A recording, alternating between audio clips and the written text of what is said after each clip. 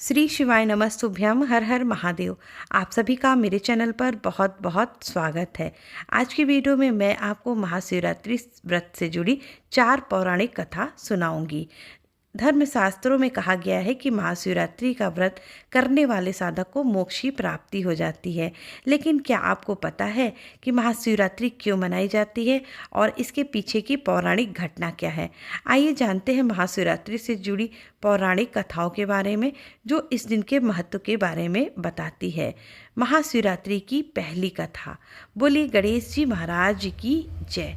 एक बार माता पार्वती ने भोलेनाथ जी से पूछा कि कौन सा व्रत उन्हें सर्वोत्तम भक्ति और पुण्य प्रदान करता है। तब भोलेनाथ ने स्वयं इस पवित्र महाशिवरात्रि व्रत के बारे में बताया था। उन्होंने कहा कि फागुन मास में कृष्ण पक्ष की चतुर्दशी की रात मुझे अत्यंत प्रसन्न करती है। इसलिए कहा जाता है कि महाशिवरात्रि के दिन भगवान शिव को प्रसन्न करना बहुत ही आसान है। महाशिवरात्रि की दूसरी कथा। इस पर्व से एक और पौराणिक कथा जुड़ी है। इस कथा के अनुसार इस दिन भगवान विष्णु और ब्रह्मा के सामने सबसे पहले शिव करोड़ों सूर्यों के समान प्रभाव वाले ज्योतिर्लिंग के रूप में प्रकट हुए। ईशान संहिता के अनुसार एक बार ब्रह्मा और विष्णु के बीच अपनी महानता और श्रेष्ठता सिद्ध करने में बहस हो गई।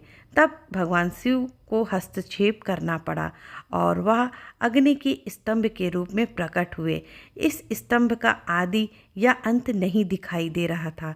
तब ब्रह्मा और विष्णु ने इस स्तंभ के किनारे और छोर को जानने का फैसला किया।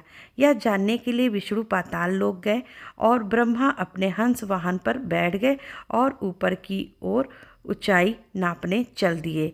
लेकिन दोनों ही इसकी शुरुआत और अंत नहीं जान सके और लौट आए। परंतु तब तक उनका क्रोध शांत हो चुका था और उन दोनों के बड़प्पन के अहंकार चूर चूर हो चुका था। तब शिव प्रकट हुए और सभी चीज़ों का बहाल किया। ऐसा कहा जाता है कि शिव का यह प्रकटीकरण फागुन कृष्ण चतुर्दशी की रात को हुआ था, इसलिए इस रात को महाशिवरात्रि कहा जाता है। वहीं एक और पौराणिक कथा के अनुसार ये भी कहा जाता है कि माता सती के पुनर्जन्म में जब वह माता पार्वती बनी, तब माँ पार्वती शिव जी को पति के रूप में प्राप्त करना चाहती थी और उन्होंने शिव जी को प्रसन्न करने के लिए कई जतन किए थे, लेकिन भोलेनाथ जी प्रसन्न नहीं हुए। जिसके बाद माता पार्वती ने गौरी कुंड में कठिन साधना की और शिव जी को मोह लिया। जिसके बाद इस दिन शिव जी और माता पार्वती का विवाह हुआ और शिव ने गृहस्थ जीवन में वैराग्य के साथ प्रवेश किया था और तभी से महाशिवरात्रि के दिन शिव और शक्ति के मिलन के उत्सव के रूप में भक्त उपवास और पूजा करके इस त्यौहार को मनाते हैं और शिव और शक्ति का आशीर्वाद लेते हैं।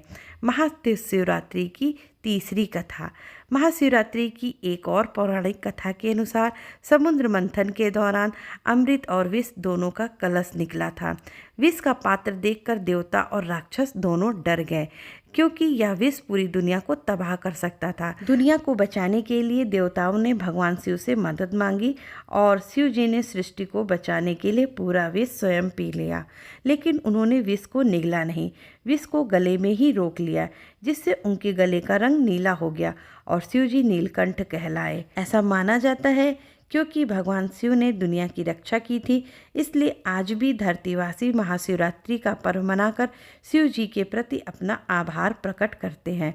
भगवान शिव को महाशिवरात्रि अति प्रिय है और शास्त्रों में बताया गया है कि महाशिवरात्रि के दिन पूरी रात जागने से भाग्य भी जागता है और हमेशा उन्नति की प्राप्ति होती है, क्योंकि भगवान शिव मनुष्य के सभी कष्टों और पापों का नाश करने वाले हैं। भगवान शिव ही सांसारिक कष्टों से मुक्ति दिला सकते हैं और इसी कारण महाशिवरात्रि पर भगवान शिव की पूजा करने से जाने अनजाने में किए गए पापों की क्षमा और आने वाले महीने में भगवान शिव की कृपा प्राप्त होती है। महाशिवरात्रि व्रत की चौथी कथा। पौराणिक मान्यताओं के अनुसार एक बार माता पार्वती जी ने शिव जी से पूछा, वो व्रत और पूजा क्या है जिससे मृत्यु लोक के प्राणियों को आपकी कृपा आसानी से मिल सकती है। तब महादेव जी ने स्वयं महाशिवरात्रि व्रत की यह कथा माता पार्वती को सुनाई। कथा के अनुसार पौराणिक काल में किसी गांव में चित्रभानु नामक एक शिकारी रहा करता था। वह बेहद ही क्रूर स्वभाव का था और क्रूरपूर्ण कर्म भी किया करता था। वह रोज मंदिर जाकर हिरण, खरगोश और अन्य मासूम जानवरों को मारा करता था। उसने बचपन से ही कोई भी शुभ कार्य नहीं किया था और इसी प्रकार उसका जीवन यापन हो रहा था। एक बार की बात है, महाशिवरात्रि की शुभ बेला आई, लेकिन उस दुराचारी शिकारी को इसके बारे में कोई ज्ञान नहीं था। तो वह बस एक ही काम करना जानता था, जानवरों की हत्या करना।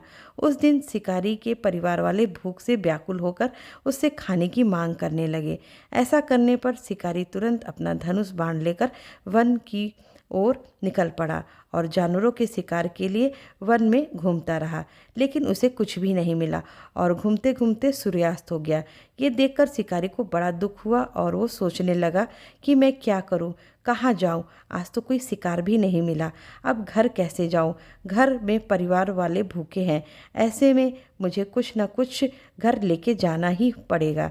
ऐसा सोचकर शिकारी एक जलाशय के पास पहुंचा और घाट पर खड़े होकर सोचने लगा कि यहाँ कोई ना कोई जानवर पानी पीने जरूर आएगा। ऐसा सोचकर वह पास में मौजूद बेल के पेड़ पर अपने साथ थोड़ा सा पानी लेकर बैठ गया। उसके मन में तो बस यही ख्याल था कि कब कोई जानवर पानी पीने आएगा और वह उसका शिकार कर पाएगा। इसी प्रतीक्षा में भूखा प्यासा वह शिकारी बैठा रहा। इस तरह काफ़ी रात हो गई और जब रात का पहला पहर शुरू हुआ तो तब उस समय तालाब के पास एक गर्भवती हिरणी आई। चित्रभानु ने उस गर्भवती हिरणी को मारने के लिए धनुष बाण उठाया। ऐसा करते हुए उसके हाथ के धक्के से पानी और बेलपत्र नीचे गिर पड़े।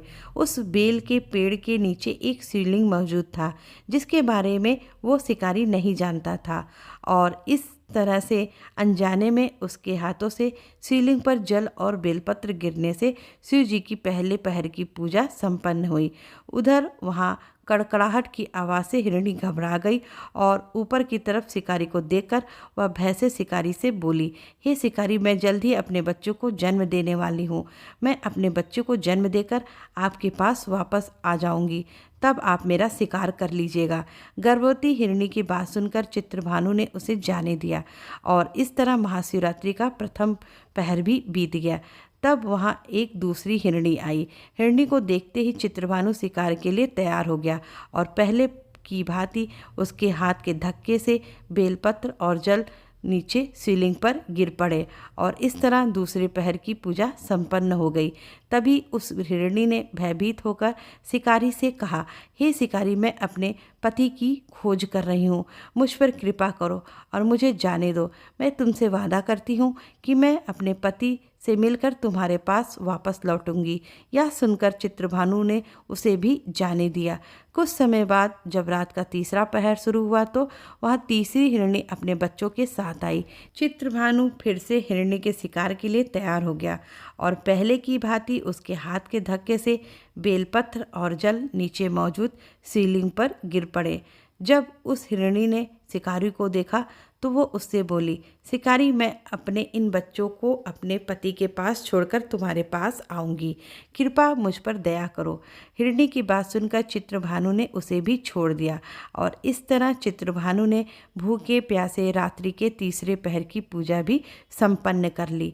चित्रभानु अपने परिवार की चिंता में डूबा हुआ था कि तभी वहाँ एक हिरन आया।